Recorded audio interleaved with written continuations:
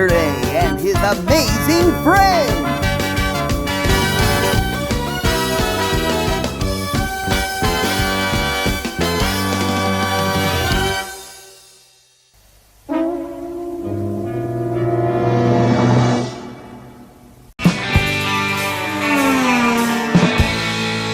Hello and welcome to Saturdays and His Amazing Friends, your time machine to days gone by when Saturday morning cartoons were king. Those precious mornings when we actually took the effort to wake up early on days we should have been rightfully sleeping late on. We'd pour ourselves a bowl of cereal, plunk down in front of that big TV in our underoos, and get lost in hours of the best cartoons and commercials that money could buy. Of course, we didn't buy it. It was all for free because we had antennas back then. Those days may be gone, and some of you may not be as young and handsome as you used to be. I certainly still am. But we are here to relive Saturday mornings as they appeared in the days of our youth. So journey with me back to the year 1981. We're going to turn on NBC and we're going to see what's on. NBC us, NBC us. We begin our Saturday morning in 1981 with some old friends, and I mean really old friends, prehistoric friends. I am talking about the Flintstones.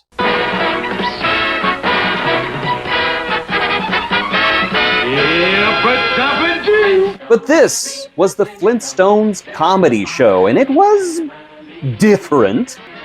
For one thing, Fred and Barney no longer work for Mr. Slate. They are cops. That's right. A-Cab includes Fred and Barney.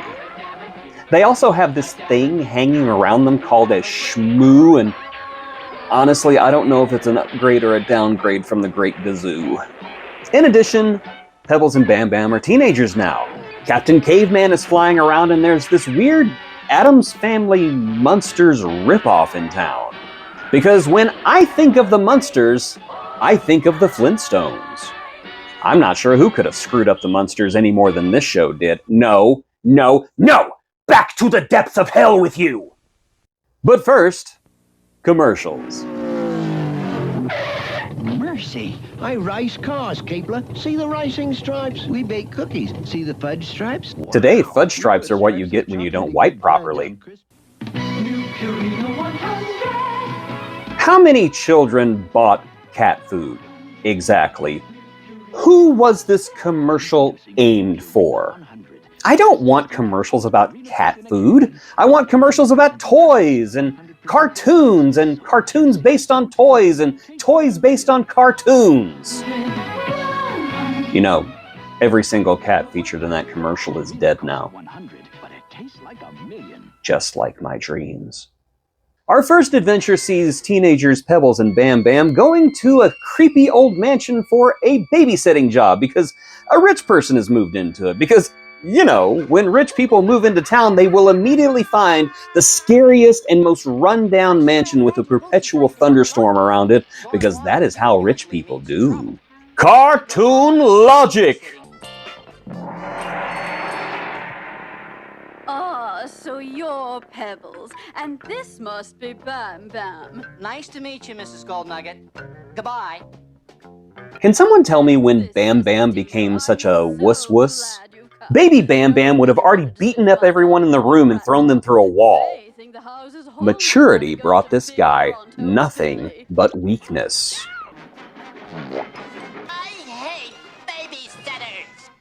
Okay, case in point, Baby Bam Bam would have beaten this little kid into a puddle of goo by now. This is exciting, Brat Rock.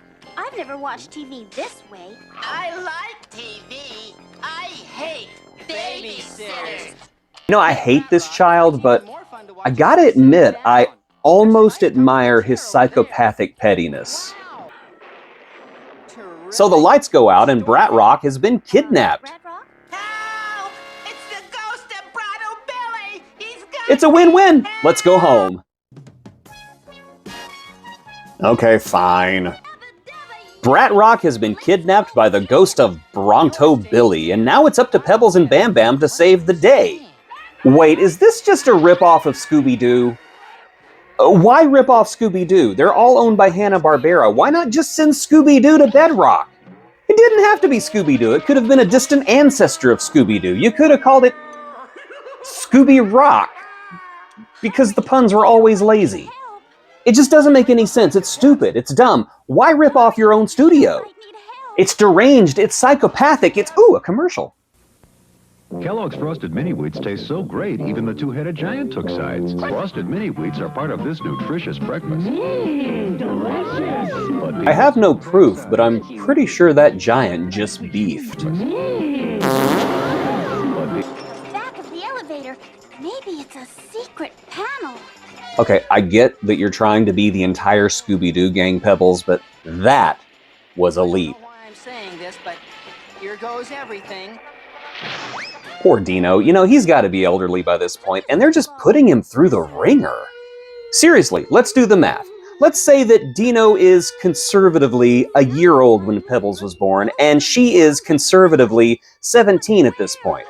I mean, Bam Bam is driving, that would put him at 16, and we know that Pebbles is at least a year older than Bam Bam. I know these things because I'm smart and I pay attention. That would make Dino 18 years old, and that is old. I myself have a dog right now that is 14 years old, and all that's holding him together is prayer and ignorance and dried urine. And they're throwing poor Dino around like a rag doll. I bet Dino yearns for death at this point. No down, trespassers, beware! Maybe this speaker serves a double purpose. How do you know this, Pebbles? Wow. We've discovered the secret. What is this wee stuff, Bam Bam? And you unmasked the culprit. So it turns out Brat Rock was the ghost all along, and that means that he was in his own attic earlier, maniacally laughing to himself. I don't want to make any leaps or judgments, but this kid is going to have bodies buried in his yard by the time he's 16. There are going to be serial killer podcasts done about this kid in the future. What do you call podcast in Bedrock? Rockcasts. Oh, thank God, more commercials.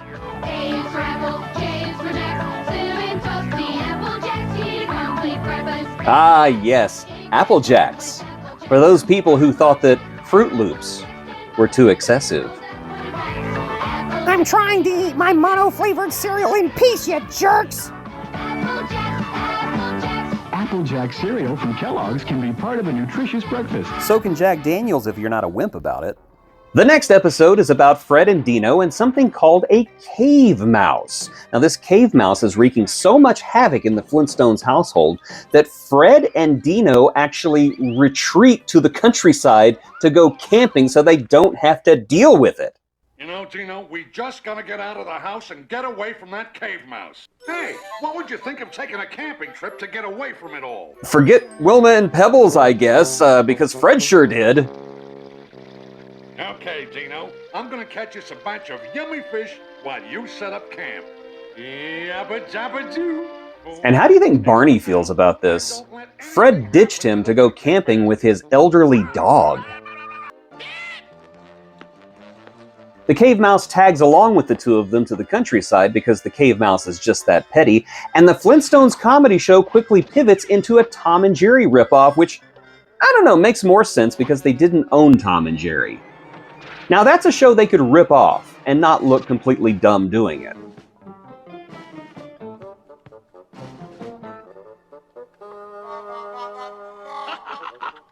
You know, the sad thing, everybody knows Dino is the Flintstones' pet, but nobody remembers him for his photorealistic cave drawings. Now, given that Dino is pushing 20 years by this point, I don't think that we can rule out that none of this is actually happening and Dino is just in the throes of dementia. After all, the only other explanation is that he created cheese from nothing. When Fred returns, the cave mouse has eaten all the food, but not to worry. Unlike Jerry the Mouse, the cave mouse isn't an irredeemable jerk who deserves to burn in a lake of fire. Cave Mouse is actually a righteous little dude and shares his fish with his new friends. And that was the Flintstones comedy show. Ooh, in credits! I remember end credits. Let's look at these.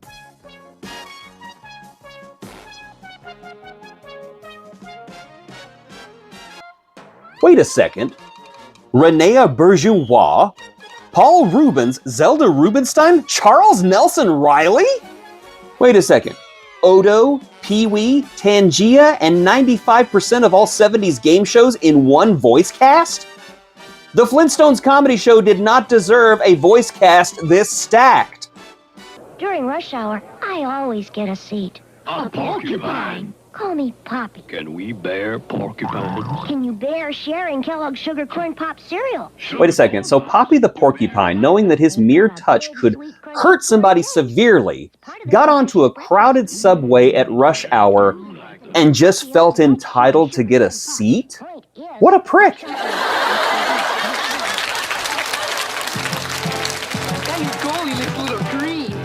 me a smack. I meant Kellogg's Sugar Smacks. Oh, I remember Sugar Smacks. It's the experience of vomiting without it ever actually leaving your mouth. Long, long ago, deep in the forest, there was a hidden village where tiny creatures... Oh God, it's the Smurfs! Smurfs. They were good. Why isn't this working? Oh, that's right. It's 1981 and remote controls aren't a thing yet. Well, I could go turn the knob and change the channel, but it's way over there. I'll get all of you if it's the last thing I ever do. Fine, I'll watch it. Good. You may just catch a glimpse of the Smurfs. Raisins? Kellogg's Raisin Bran so pleasing. You know, if you ask me, those raisins are way too happy to be part of Two Scoops. Do they have any idea what happens to the raisins in the scoops? Two scoops. Two scoops. Two scoops. It's like roaches celebrating Raid. Two scoops. Watch me trick Fred by painting these soap bars gold. Morning, Bun. Gold to share with all my good friends. Well, Wow, it's no wonder Fred left Barney behind. Barney is a douche.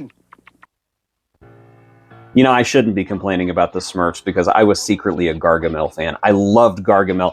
I would watch an entire show about nothing but Gargamel. I really hope this is a Gargamel-heavy episode.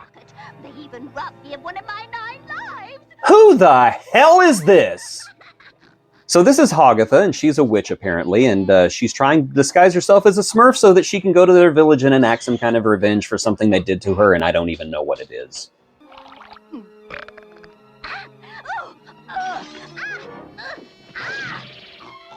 Huh. She must have just eaten Honey Smacks.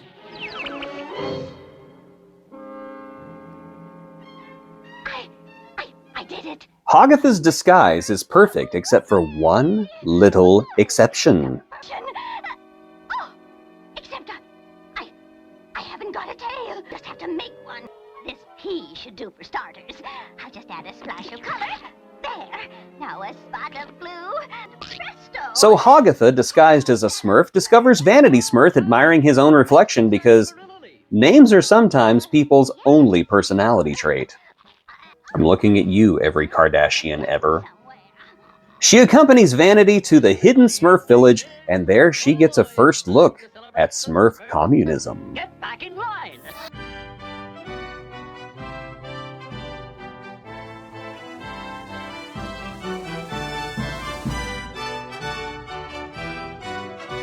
Hold it. She snorts in front of the other Smurfs, because that's her thing, she snorts when she laughs, and the other Smurfs dub her Snorty Smurf. Now I know what you're thinking, wait a second, how are they not suspicious of her? This Smurf came out of nowhere and there's only like 100 of them. Why are they not asking, where did you come from, who are you really Gargamel? Please be Gargamel. Well, given that it was the 1980s and there was already a prolific use of cocaine everywhere in Hollywood, I would say that there probably already was a snorty Smurf in Smurf Village, and she just took that Smurf's place. The real snorty Smurf is probably decomposing under a mushroom, which probably made the mushroom really happy. And high. Poor Snorty. I have to respect Hogatha here, because in a world where the villains either want to just eat the Smurfs or use them in magic spells or something, Hogatha straight up just wants to murder them. And I get it, Hogatha. I get it. We'll return to our program after these messages.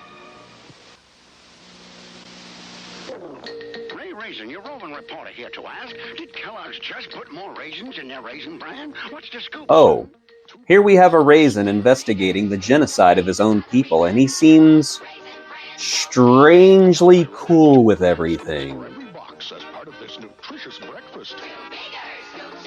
Two scoops. Collaborator. Scoops on! Come and get it! Good. Eat hearty, Smurfs. I can't be the only one who wonders where Hefty got his tattoo, right? I mean, was there a tattoo Smurf? Did he get it in prison? Smurf prison? What is Smurf prison like? It's probably like the Smurfs, only with less freedom and more cursing. You gonna get smurfed tonight, boy. So the Smurfs eat Hogatha's poisoned soup, but strangely don't die, which is disappointing for all involved. And this is because Hogatha accidentally poisoned their laundry. As a matter of fact, Hogatha keeps failing over and over again to kill the Smurfs. It's then, and only then, that Papa Smurf becomes suspicious. Smurfs, I have some shocking news. Today's accident on the bridge was no accident. There is a Smurf among us. There's a Smurf among us. You're all Smurfs! There are all kinds of Smurfs around. How does this language work? Hogatha decides that discretion is the better part of valor and bids a hasty retreat, and Clumsy Smurf finally gets some tail. Oh, gosh, somebody lost their tail. Uh-oh. I don't regret that joke one bit. Papa Smurf deduces that the Smurf among them doesn't have a tail. I mean, duh. The jig is up, Hogatha transforms back into a witch, but thanks to a small miscalculation in scale, ends up teeny tiny, and the Smurfs team up and kill her. Don't blame me, the 80s were hardcore. And the adventure is over. Evil is defeated, thanks to wholesome goodness and blue penis. Kenner's Fast Ones, each sold separately, with one-of-a-kind Fast Ones plates from all 50 states and cut-out certificate of ownership. Fast Ones were just Cabbage Patch Kids for boys. Come at me. Okay, so I gotta admit, Smurfs were not quite as bad as I remember. I actually kind of enjoyed it. And, you know, if that's the worst that 1981 has to throw at me, I think it's gonna be smooth sailing from now... Oh my god, what? So the Kids Superpower Hour was a mix of live action and cartoons centered around the world of Captain Marvel. No, not that one. That's the one. Yes, Shazam from DC used to be called Captain Marvel, which admittedly is weird. That would be like Pepsi coming out with a soda called Mr. Coke. I do kind of love the fact that whenever this show first starts, the cast just stands there for a second because they have no idea what to do.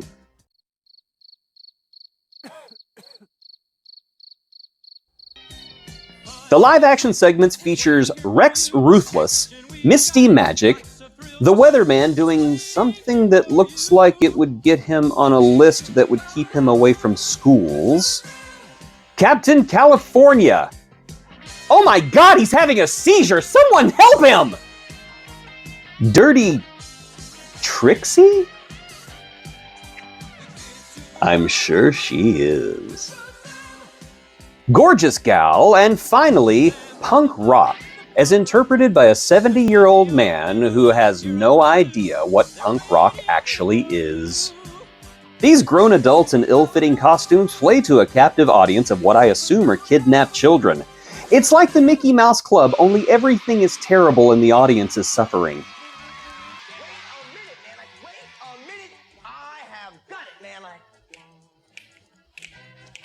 There was an old woman who lived in the shoe.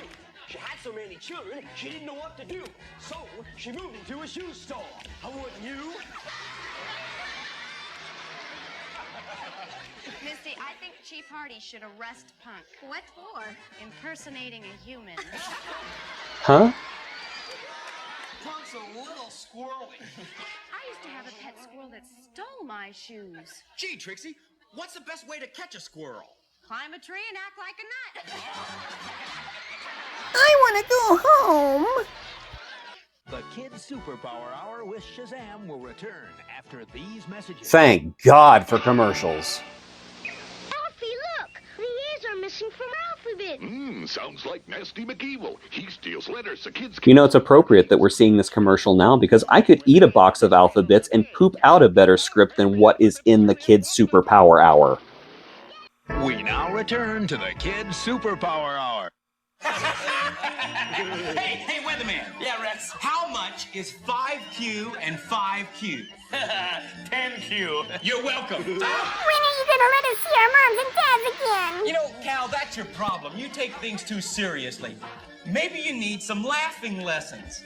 What do you say, gang? Let's show Cal how to laugh. Yeah, okay. All right. A 1, a 2, a 3. Oh God, no. Please stop. I know a guy who makes his chickens swim in hot water. Why? So they'll lay hard-boiled eggs. Death is preferable to this hell. The Kids Superpower Hour with Shazam will return after these messages. Oh my God, don't threaten us like that. It's Kenner's new Betty Crocker Quick and Thick Shake Machine. 4D batteries not included. Pour in your milk, add the mix, turn it on, it's fun to fix. Quick and thick, shake machine. Fast or slow, round and round, tastes so good when you... Hey Mom, could I have a toy that stirs chocolate mix into my milk? That's what a spoon is for, you moron. Why did I ever keep you? Shake machine with 6 mixes, new from Kenner.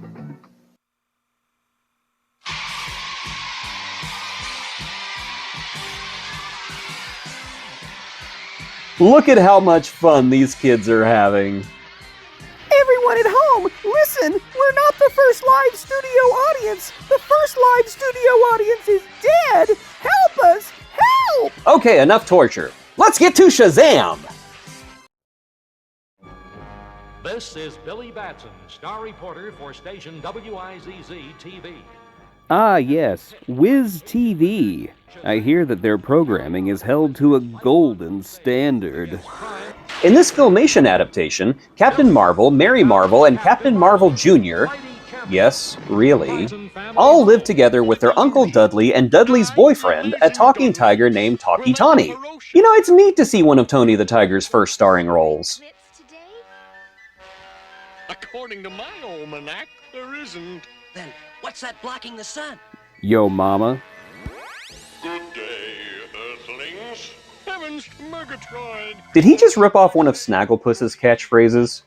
I guess it's appropriate given that he's got a tiger life partner. Your son is in my control, and with it, I will control all of you. Tell me that guy does not look like an evil Mufasa. It's a spaceship. Stay back, Earthlings. Nothing. The Marvel family goes to stop Starmaster, and it's quickly established that this is one of those shows where the sidekick's one job is to get captured. And they do it so well.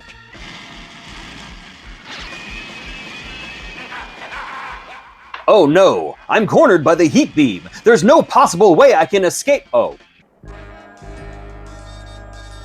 At the United Nations, the leaders of the world band together. Oh, look, it's the UN. I'm sure there will be nothing offensive here.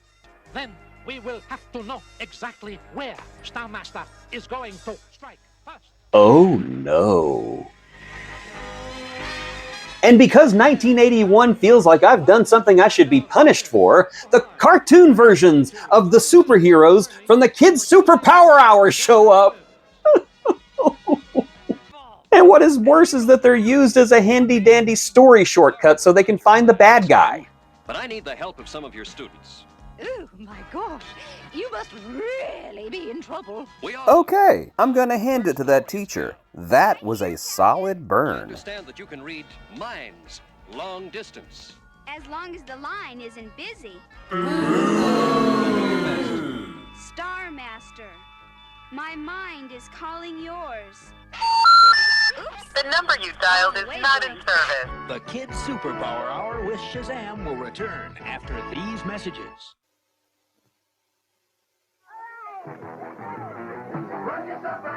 Once the timer is set, it's just you against the clock.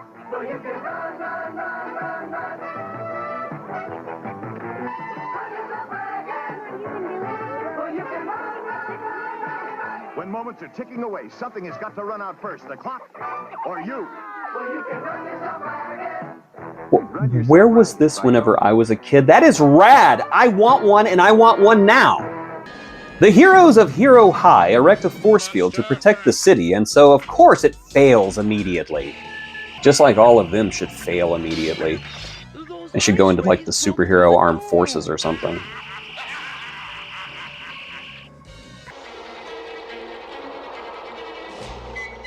Weatherman, can you steer this thing? Well, I don't have a license, if that's what you mean. Do you think that's what I meant, you idiot?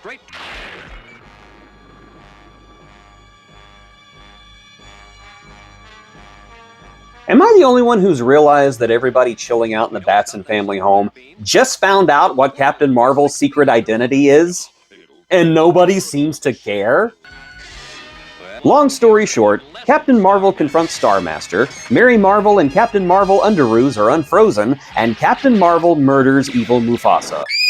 Also, Tawny dies in a tragic accident. The moral of this episode is, love is love. It's great!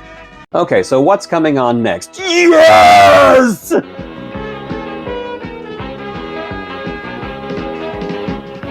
Spider-Man and his amazing... Now we are talking! Iceman and Firestar. Wait, did they steal my theme song? Spider-Man and His Amazing Friends was my absolute favorite in the early 80s. I can't wait to watch it again and to see those amazing friends! Spider-Man and His Amazing Friends will return after these messages. This boy is running out of steam. Why did he run out of steam? Oh yeah, because in the 1980s, color was optional. The episode starts out with a train crash involving Norman Osborn, and we know it's Norman Osborn because no one else can pull off that hairstyle. Peter Parker is going on a date with Betty and takes advantage of Aunt May in her advanced age. Now you two take care. Halloween brings out a lot of weird creatures. Look, Aunt May, your favorite weirdo, Spider-Man. What? Where? Trick or treat. Trick or treat, lady. Come to think of it, Spider-Man and His Amazing Friends took advantage of Aunt May's advanced age quite a lot. They would have had to have hidden the insane refurbishment that they would have had to have done to her home.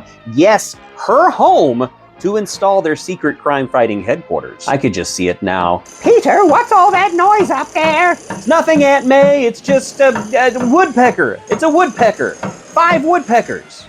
Hurry up and finish, guys. Peter, somebody's here with a giant computer that they say can slide into a wall.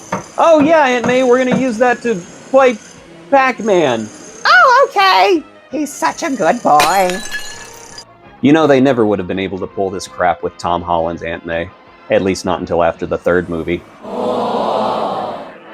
Peter and Betty go to a Halloween party together, but Spider-Man's Peter Tingle goes off and he goes to the science lab to find out why. There he's incapacitated by the Green Goblin, who somehow snuck up on him even though he's literally riding a rocket sled. The Green Goblin steals a device that shows him his own memories, which... Why do you need a hat for that? Why can't you just remember things? That's what I do all the time. Most of the time. 30% of the time. Nevertheless, it shows him holographic images of his deepest memories.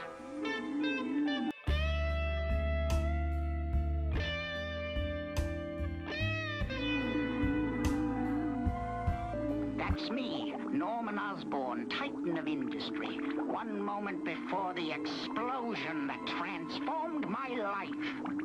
It's a literal flashback device. Meanwhile, Betty comes looking for Peter, and thanks to the Green Goblin, she's about to find out that he's Spider-Man. I'm not that worried. Just call Dr. Strange. It was fine last time. Spider-Man and his amazing friends will return after these messages.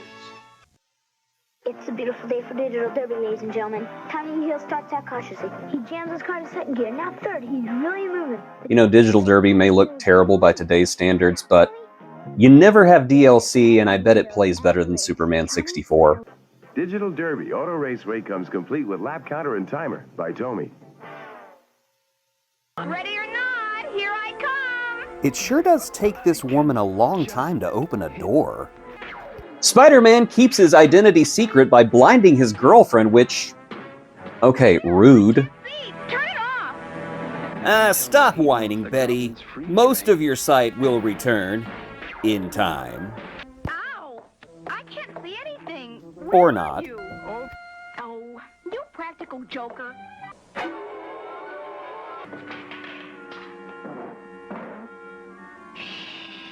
Did Spider-Man just hush a chair? Spider-Man tries on the flashback hat because, hey, they want to save money on animation, obviously. I wonder if this thing will work for me.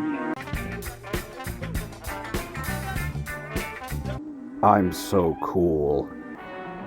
The Green Goblin comes along because, well, it's his building and Spider-Man was breaking and entering, and takes Peter Parker over Central Park Lake and dumps him in, which, number one, gross, have you seen that water? And number two, Peter is gonna need to double up on his vaccines and shots after this dunk. Suppose, me boyo, you realize it's a misdemeanor to swim in the lake. Is the Irish cop stereotype still a thing? I mean, it's 1981. Why is this still a thing? Haven't we evolved beyond this by now? Half the night chasing Green Goblin, and I have to use Betty's present money to pay Spider-Man's fine. Also, Spider-Man gets a ticket. How did Spider-Man get a ticket? He would have had to have shown his ID, which means the cop knows what Spider-Man's true identity is. And if the cop doesn't find out what Spider-Man's true identity is, how could Spider-Man be obligated to pay a fine? How would the cops find him? It's Halloween. There's got to be at least 20 Spider-Men running around. You know, eventually they would have just picked one of those people around Times Square who dress up in bad Spider-Man outfits and, like, beaten them for an hour. You'll pay your fine next time, Spider-Man! Whack, whack, whack. The Goblin, in the meantime, has sabotaged the Daily Bugle in an attack that serves as an accidental analogy of print media in the digital age.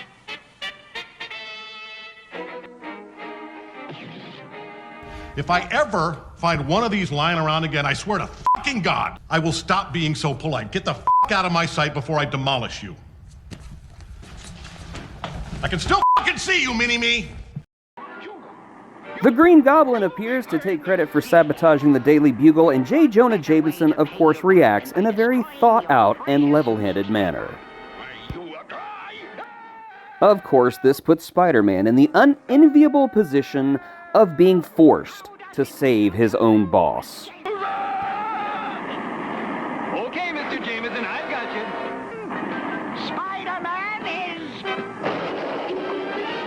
I didn't hear you! Spider-Man is...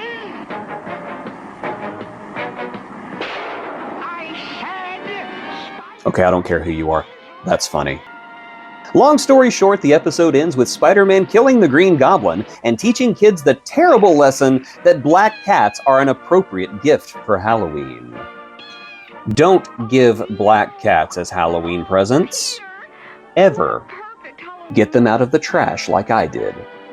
Isn't that right, my cuddly little kitty Snuggles? Spider-Man and his amazing friends will return after these messages. Hey! Where were the amazing friends anyway? I feel gypped. Now at Burger King, the magic tube. I put in the yellow square, then a red one. Ta-da! They changed places! Free to kids 12 and younger at a participating Burger King. You have to put it together. The magic tube. Ah, magic tube. That's what I call my digestive system after I eat Burger King. Space Stars Oh, cool! Space Stars! What the heck is Space Stars? Interstellar battle against evil. Oh, it's space-themed Hanna-Barbera superheroes like Space Ghost and all these other people. On Space Stars. Let's get started! On this episode of Space Batman, professional hostage Jace is possessed by an evil ship that pushes him to be evil. Bellerophon 1, rich with the galaxy's most precious ore, gold. The work is handled by the most honest laborers in the galaxy, robots. Wow, this show has a really low opinion of humanity. Which, no, I get it. All that gold, mine for the taking.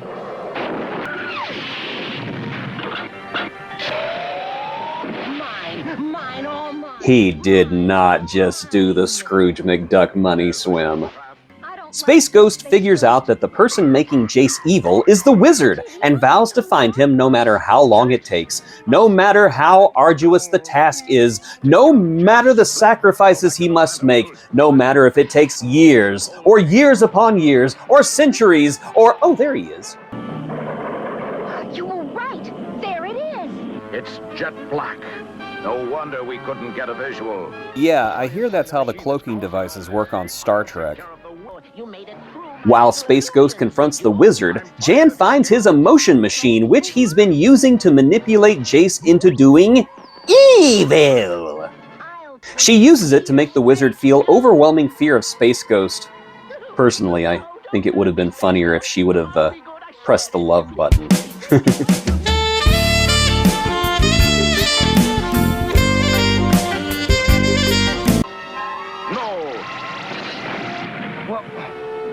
What am I doing? You're getting out of here, that's what you're... Space Ghost! Saving the universe by blasting things. And that's pretty much the entire episode. I promise I'm not getting lazy, it's just that these episodes are very, very short.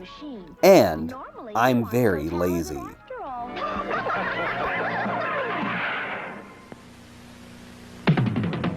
Space Stars will return after these messages.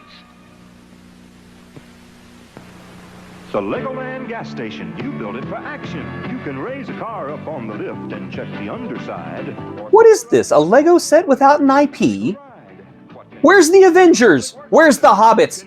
Where is Ninjago? Do they own the place? It should be explained. I demand to speak to the manager.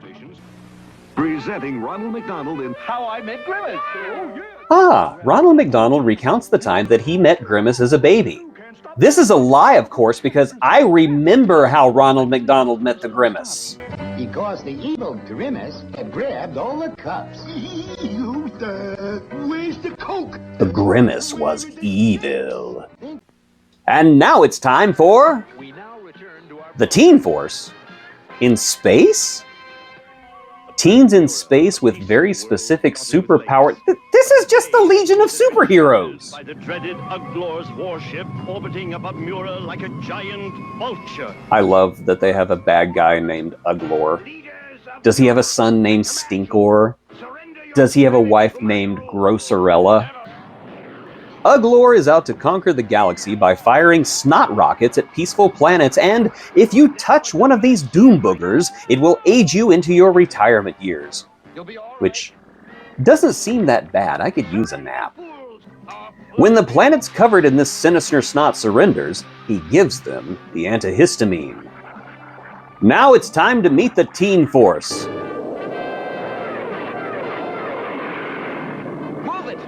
Oh, I was wondering where that biker gang from the Book of Boba Fett came from.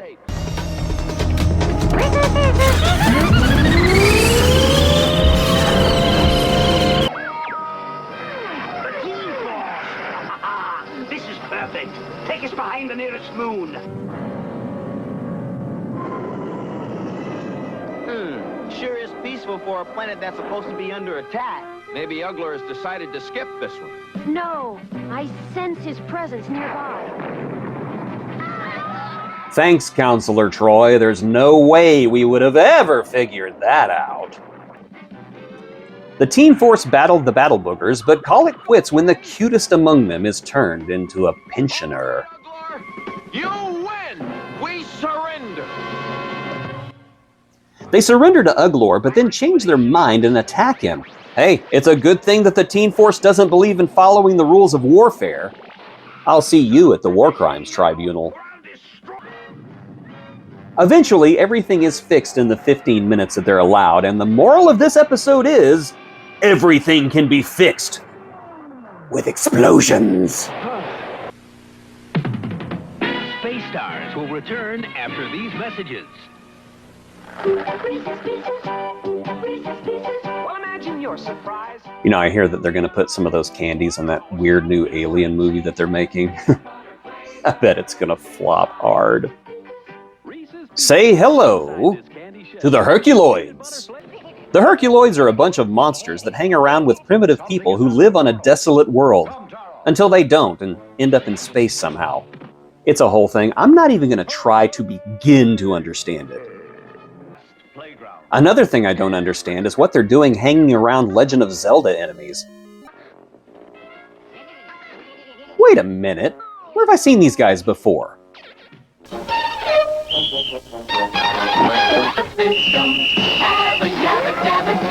This is some insidious conspiracy, isn't it? It's like they're eating people's brains, or it's a body snatcher thing or something. I'm watching you, you gelatinous goons. In moments, said Jupiter, we will be home again on Quasar, reunited with the descendants of our ancestors. Yes, Commander, it will be good. Commander, what's happened to our city and our people? Any life readings? No, sir. Is it weird that I feel bad for the aliens at this point? I mean, their civilization has fallen. They just found out that their whole species is extinct. What could possibly make me not be on their side?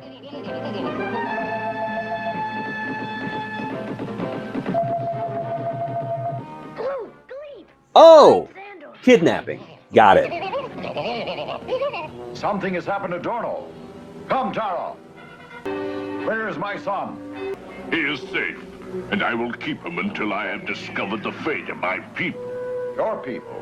We are the descendants of this race, returning after a 1,000-year mission to find our civilization destroyed. We had nothing to do with this. And you lie.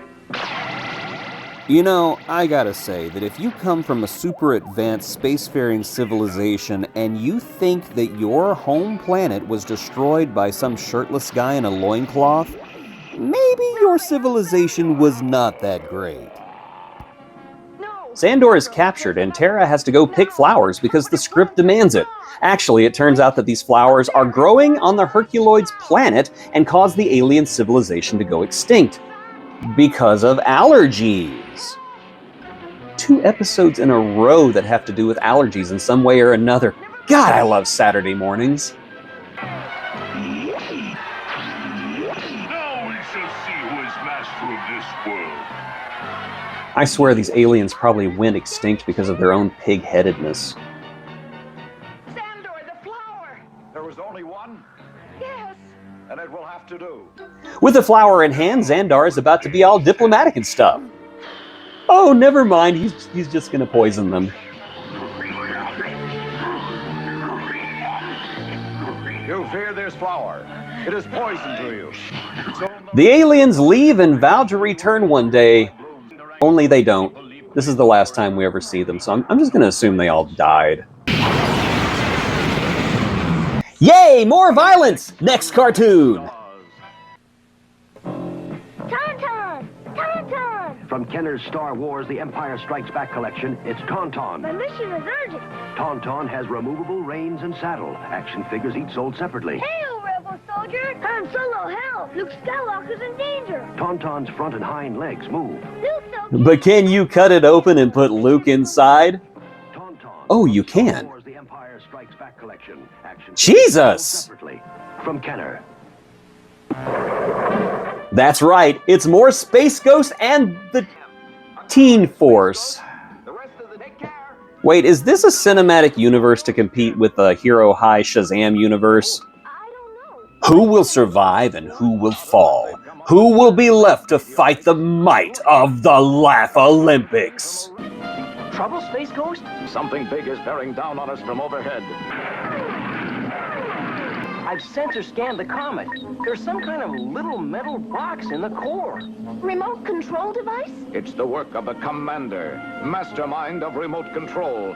So the bad guy in this episode is the master of the remote control, the titan of the transistor, the villain of the vacuum tube. This is the future! How does Space Ghost know instantly who's behind things? It's a sock in the floor. It must be Moltar. Space Ghost calling Kid Comet. Kid, we've got a renegade comet here. We could use your help. I'd like to help, Space Ghost, but Electra and Moleculat have really been on my case to get back at... You mean Kid Comet's afraid of a comet? Okay, I'm on my way. Was this boy really about to blow off Space Ghost? Boy, who the hell do you think you are? And it took this teenage twit 5 seconds to deal with this comet. 5 whole seconds out of your busy day of being stupid. They go on board the master ship and Jace fulfills his role as a professional hostage. Greetings, Commander. So, we finally meet face to face. Flip, there's the remote device. Now how do we put it out of commission? 3 moons and an asteroid belt are on a collision course for the capital of the galactic government. They will smash it and I will rule. And suppose we just stamp your transmitter flat. And the moons and asteroids will run amok. You'll have a greater danger on your hands. Space Ghost, we did it! The transmitter is history. Damn it, Jace! Cook your own goose, Space Ghost. Well, Space Ghost has to go clean up Jace's mess. Good going, Jace. This is why we always like it when you're captured. This will be just like shooting pool. 8 ball in the side pocket.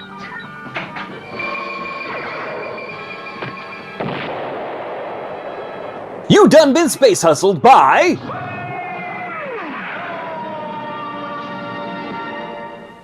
God, I love that. And now it's time for Astro and the Space Mutts. Astro has joined forces with a space cop named Space Ace, no relation, and the Space Mutts. Yes, this is Astro from the Jetsons. Astro can become an outer space explorer, but Scooby-Doo can't become a cave pup. I will say Astro has become far more articulate. This begs the question, is this before or after the Jetsons in Hanna-Barbera continuity? Did Astro retire from his outer space adventures to live his twilight years with the Jetsons? Or did he leave the Jetsons for a life of outer space adventure? I'm guessing option number 2 because George Jetson is quite the yutz. It seems there is a cosmic jewel thief called Julie Newstar. Julie Newstar. And she's stealing jewels, as jewel thieves often do. In this case, she steals jewels from a wedding that is being attended by all these space heroes. Space Ghost, the Herculoids, those teen jerks. Julie steals jewels, and none of the superheroes even raise a finger to stop her. Oh, no, they're stealing jewels. Let's let the guy with all the dogs handle it. Let's go, Space Mutts. What about the reception? You know, they're having ice cream and cake and... What are the Herculoids doing there? You're cavemen with monsters! You should be squatting out in a field of grass or something, not attending an outer space wedding. Of course, Space Ace and the Mutts are captured.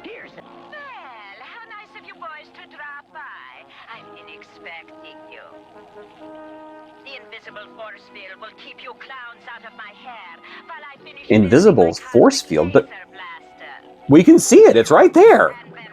The Space Mutts are tossed off the ship, and Julie wants to carve the Earth into a diamond for reasons. She does know that you can't just cut things into a diamond, right? I mean, if that was possible, Jason Voorhees would be a billionaire. AC, Julie's getting away. Okay, let's move it. The dogs are doused with giggle gas and defeat Julie Newmar, Julie Newstar, with shenanigans. The moral of this episode is, with drugs, all things are possible? It's a terrible lesson.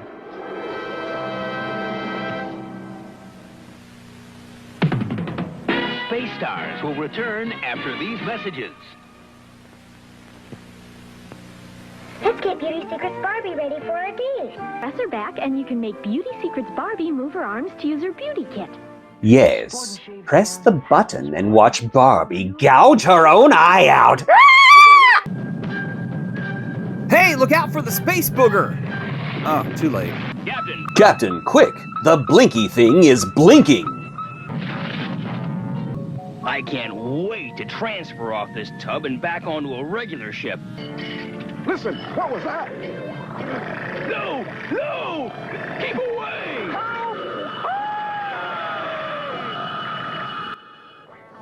Moments later, far across the galaxy at Black Hole X, the Teen Force enters our universe. Ugh, these guys again. I sense something has happened to a starship. Something terrible. Beware the swirling wokeness in space. The ship is my body, and an outworlder has come aboard. An energy vampire that lives on power. Did they say energy vampire? When it comes to zoning ordinances, I have a few thoughts. Ordinance, what does it mean? The space mites are drained of their energy, and the only thing that can save them is a crossover with a more competent superhero. I'll send out a call for Yeah, don't ever do that again. Looks like we've got big problems here, but this revitalizer ray I just developed should solve one of them. Space Ghost, you did not just create that ray. You've had it for weeks and you've been dying to use it. The captain of the ship is plugged in like a Nintendo 64 and won't let anyone leave until the Outworlder is defeated. No one is leaving. I have sealed all exits. I will not lose my body to the Tesseract. You're mad, Delos. I may be mad, but you aren't mad until you defeat the Outworlder.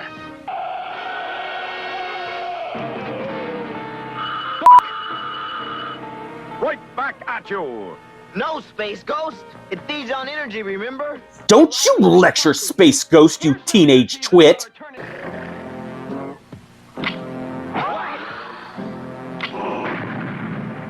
The Outworlder's splitting us up. And he's done a good job of it. Okay, you know I have made fun of these episodes so far, but I really have to give this one props. It's darn good and actually does set up some really good tension and some really good scares. This is Alien for the preschool crowd, but it's still a really good version of Alien. The Outworlder is in one of the ejection modules. Now I can get rid of him myself.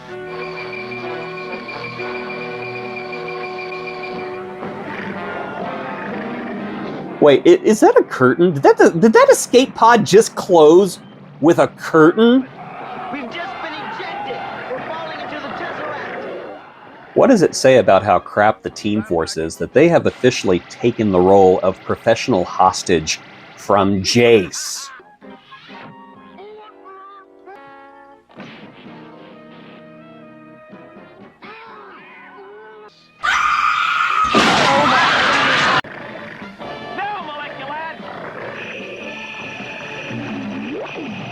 Cool.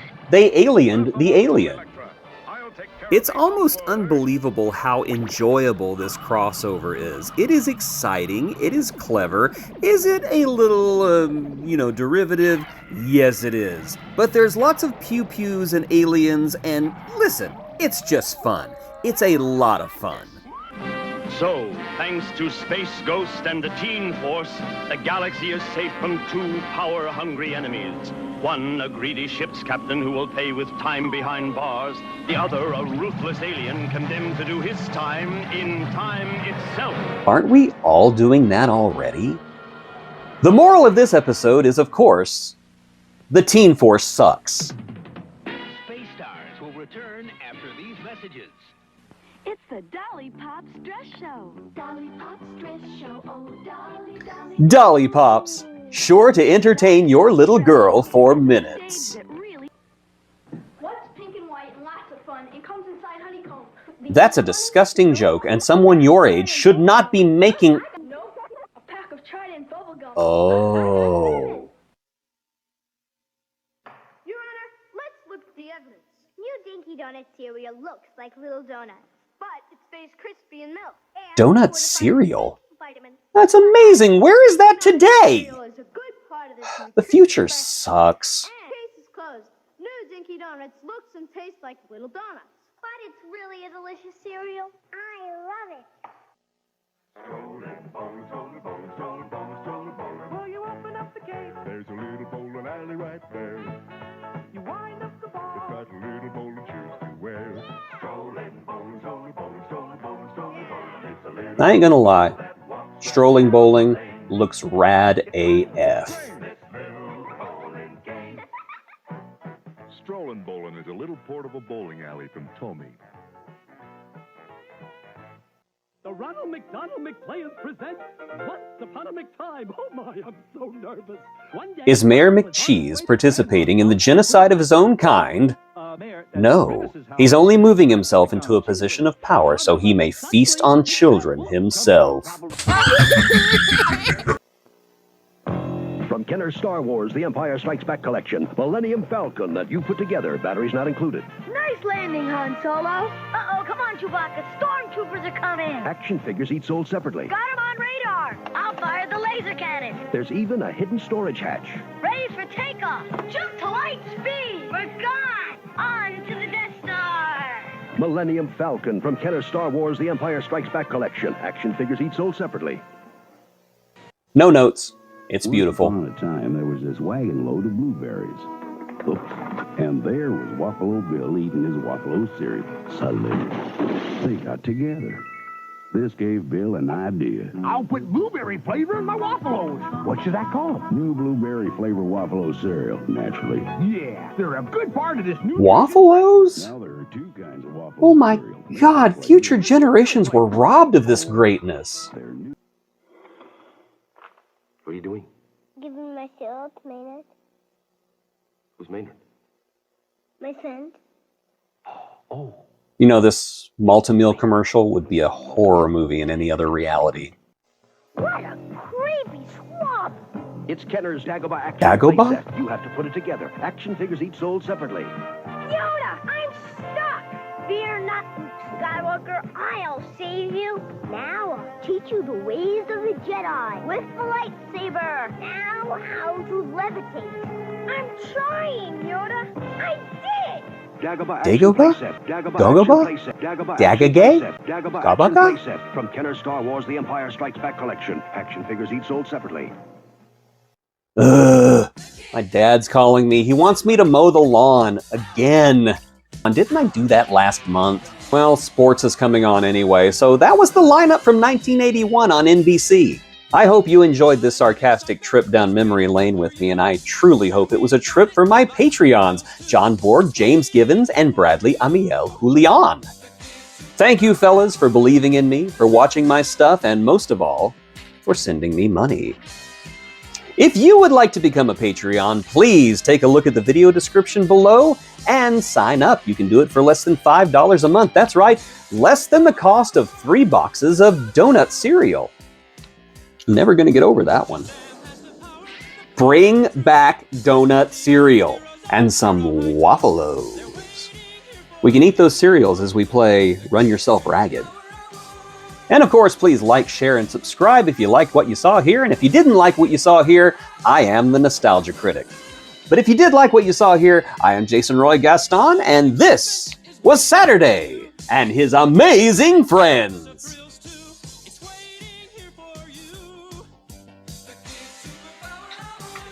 Can I go now? Please stop.